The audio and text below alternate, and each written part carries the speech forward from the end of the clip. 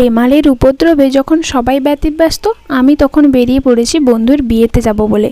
একদিন আগেই ছিল আমার নেমন্তন্ন, তাই ঝড় বৃষ্টি জ্যাম সব কিছুই উপেক্ষা করে পৌঁছলাম ডেস্টিনেশনে। পুরো 3টে বাস, একটা অটো আর বাইকের সাহারা নিয়ে পৌঁছতে হয়েছে ওদের বাড়িতে। ভিজে নিয়ে যখন বাড়ি পৌঁছলাম তখন বাজে 3টে, তাই বসলাম খেতে। হওয়ার পরে আমি বসলাম আমার গুরুদায়িত্বে, যেটা ছিল বাড়িতে আলপনা দেওয়া।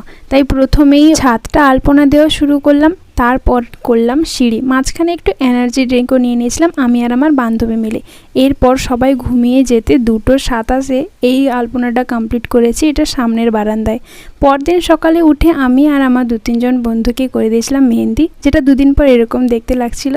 এরপর এখানে আশীর্বাদের পর্ব শুরু হয়ে যাওয়ায় আমরা সকলে গায়ে হলুদের জন্য রেডি হয়ে গেলাম। আর ছেলেদের বাড়ি থেকে গায়ে হলুদের তত্ত্ব আসার পর আমরা চলে এলাম এখানে ফটোশ্যুট করতে। নেক্সট ব্লগ তাড়াতাড়ি আসছে।